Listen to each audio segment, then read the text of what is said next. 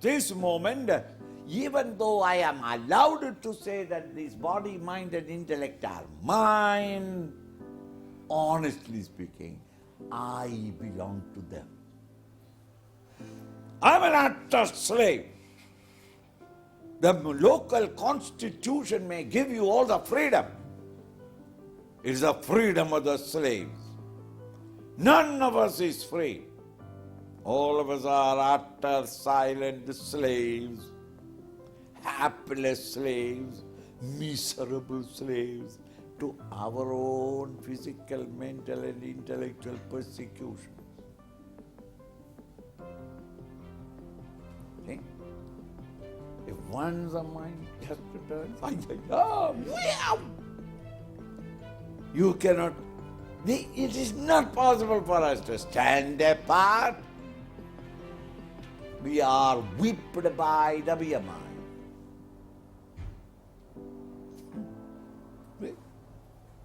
I am a diabetic. I am not allowed to eat sweets which I love. People invite me for bhiksha. An Indian bhiksha means a feast, and in the feast in India, unless there are 3 or 4 types of sweets, it is not a feast. They invite me. Everybody is taking their own food, buffet, and that was the Swami's special table. Everything was kept there because we don't know what the Swami would need, so everything was kept. As I am going nearer the table, I see 3 beautiful, enchanting sweets, homemade sweets. My body says, Swami, PFT, there is beautiful sweets. This is the time. These people don't know.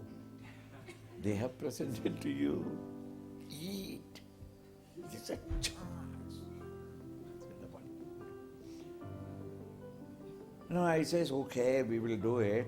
Let us finish the other part of the food and then the sweet in the last, so that this will linger in your mind. Only Gujaratis can take sweets in between to remind them that there is sweet in the world. We want to take it last so that it can linger it in you. And you start taking things. And everybody is trying to put something in your plate, and therefore your attention must be there, or else you will be drowned in food. So then you are there at that. And after finishing at last item, when you come, you look at that beautiful sacred place on your left where the sweets were. All of them have disappeared. Why? Even though the host doesn't know that I should not take sweets, the useless ones that come with me, they are called the devotees. They, to save the Swami, they take it away. Supposing they are there, and the body says, come on now at least. I lift it. My mind says, don't. And the intellect repeats to me, which all the doctors, specialists all over the world has again and again repeated to me, that this is the most beautiful disease that a man can get, because there will be no pain at all, but slowly it destroys all your organs one by one, and thereafter a time would come when liver is not working, and if liver is not working, then the kidney fails, then the pancreas is long ago gone, and then slowly, kidney fails, therefore liquid water in you is not going, and therefore it will flood in your own lungs, and until at last you will die in your own juice. No pain, but you just died. All these they have told me. All these the intellect has understood and remembered. And so the intellect says, don't do that, don't do that. The mind says, please, please. And the body says, come on, come on. Think. Now, if I satisfy the body demand and eat it, let us say, I ate half of it. That day I have to live that day, isn't it? Now I can't run away from my mind and intellect. They are constantly with me. During the day, let us say that I was so busy that I have no time to listen to my mind. Okay, but I had to go to bed. The moment my head hits the pillow, the mind says, why did you do it? And the intellect repeats all that what the doctors have said, that your liver is crumbling, your kidney is stopping, your eyesight is going, your ears you will never be able to hear, you will be a vegetable. All that because you ate. Now the sugar has gone up in your blood. And the blood. Both of them kick me. And I can't run. If anybody else is criticizing, you can do something. This is no remedy. Because it is your own mind and intellect telling you. These two start persecuting. Supposing I did not eat. Mind congratulates me. Intellect is so happy. But my body. Aren't you ashamed, Swami? Are you not a Swami? What is wrong if you eat?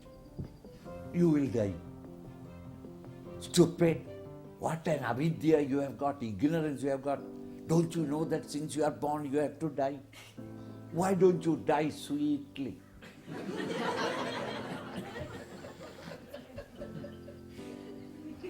What is wrong in it? You should have it and should have.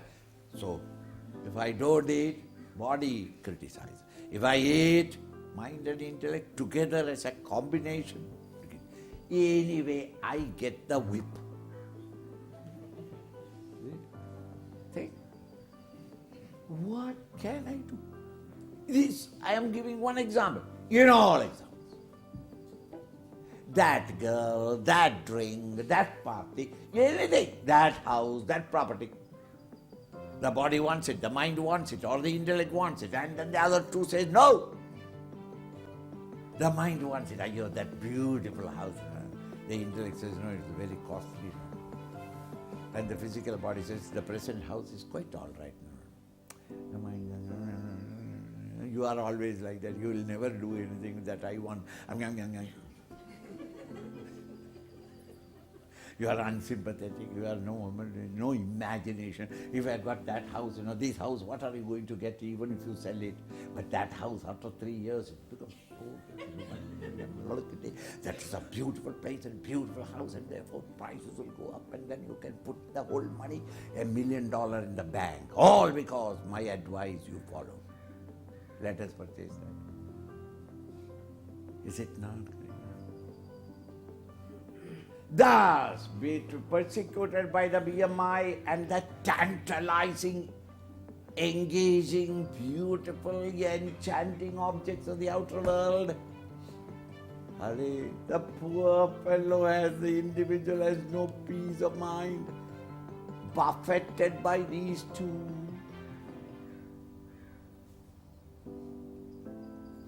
The poor individual goes up and down, searching for a permanent happiness. When the